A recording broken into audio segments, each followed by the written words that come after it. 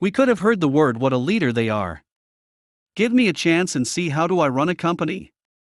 There are different styles of leadership among the people who follow it. What is the relation in the way of following certain style of leadership with managing effective company by the way? In order to understand how leadership changes with each other, it is imperative to first understand what leadership is. The book One Piece of Paper written by Mike Figliola is to help with that. The author explains in the book some simple steps for becoming a powerful leader.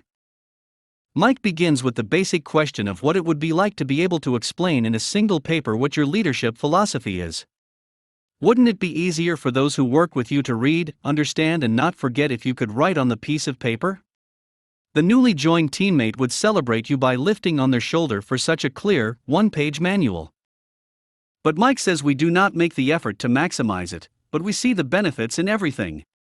In general, all leaders think that their leadership is not bringing enough profit as much as leadership of others.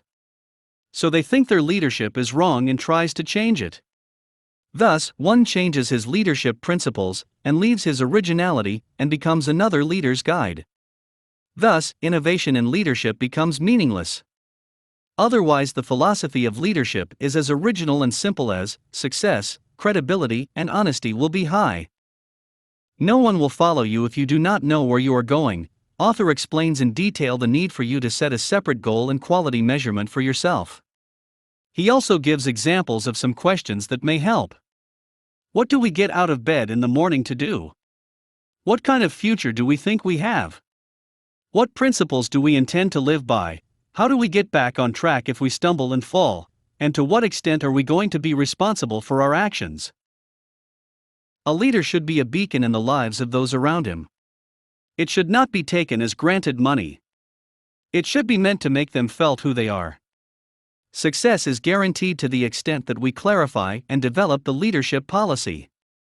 In everyday life, many people unknowingly act on the basis of every leadership philosophy. Sometimes even some proverbs are philosophical. Progress will be even faster if it is more seriously researched, clarified, and planned.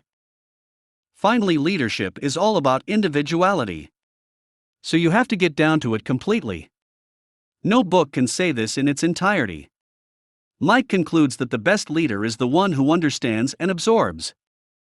Those who want to become great leaders in the field of administration, and those who want to enter in politics and become a revolutionary leader must read this book.